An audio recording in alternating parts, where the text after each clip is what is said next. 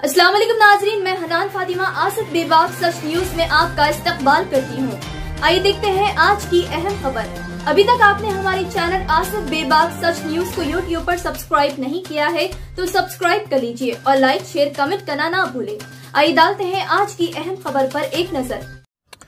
हज़रत उमर रज़ी अल्लाह अन्हु के दौर में दो शख्स आपस में लड़ते हुए उनकी दरबार में दाखिल हुए और एक दूसरे के ऊपर वो इल्ज़ाम तराशी करने लगे कि तू मेरा भाई नहीं है, मेरे बाप की मिल्कत का वारिस मैं अकेला हूँ। दूसरा भी यही कहने लगा, तू मेरा भाई नहीं है, मेरी बाप की मिल्कत का वारिस मैं अकेला हूँ, तू झूठा है।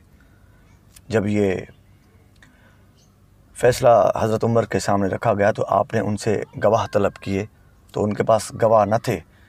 तो फरमाया, कैसे मुमकिन है ये फ़ैसला जबकि तुम एक दूसरे के ऊपर इल्ज़ाम तराशी कर रहे हो।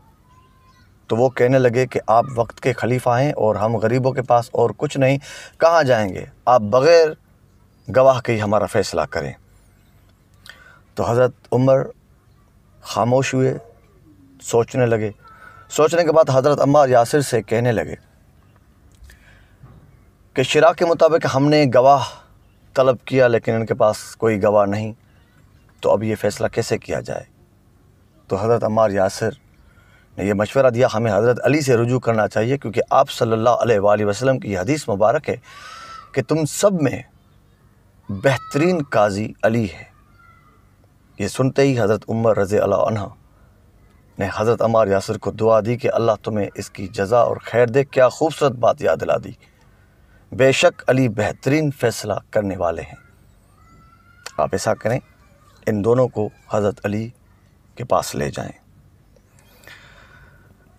हज़रत अम्मार यासिर फरमाते हैं कि जब मैं बाबुल इल्म के दरवाज़े पर गया,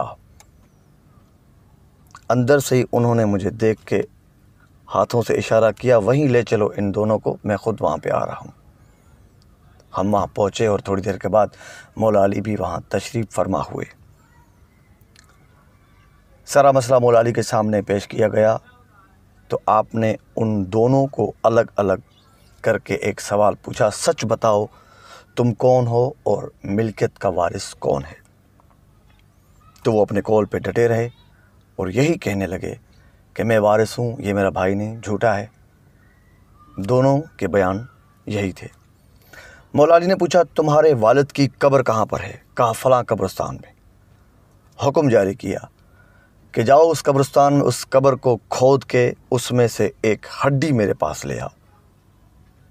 हुक्म पर अमल हुआ, कब्रिस्तान गए, कब्र खोदी, एक हड्डी मिली, मौला अली के सामने पेश की गई। फिर आपने फरमाया कि इन दोनों का अब थोड़ा थोड़ा खून दो बर्तनों में पेश किया जाए। उन दोनों का खून निकाल के दो बर्तन मौला अली के सामने रखे गए। एक बर्तन में एक का खून, दूसरे बर्तन में दूसरे का खून। मौला अली ने वो हड्डी उठाई, उसके दो टुकड़े किए, एक हिस्सा एक बर्तन में, दूसरा हिस्सा दूसरे बर्तन में, और उस बर्तन को, उन दोनों बर्तन को ढाँप दिया। कुछ देर बाद जब उनका कवर हटाया गया, देखा कि एक हड्डी ने पूरा खून जज़्ब कर लिया था और एक हड्डी वो खून में तैर रही थी। जिसके खून में हड्डी तैर रही थी, मौला अली ने उससे फरमाया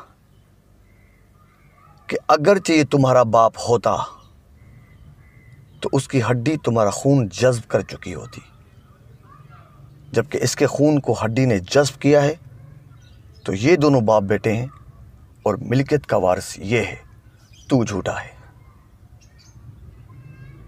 जब ये फ़ैसला सबके सामने हुआ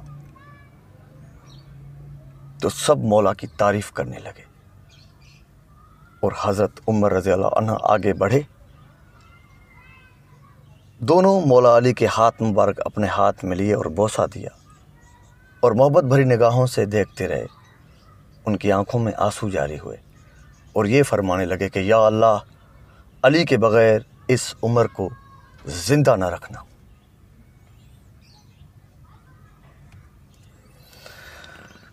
ये दुनिया का पहला DNA टेस्ट था जो आज से 1400 साल पहले मौला अली ने एक फ़ैसले में कर दिखाया था। یہ فیصلہ، یہ بات آپ کو اچھی لگے ضرور کمنٹ میں رائے دیجئے گا، اور اگر یہ پڑھنا چاہیں تو کتاب کو کبدری میں آپ پڑھ سکتے ہیں۔ حیدر قادری، السلام علیکم۔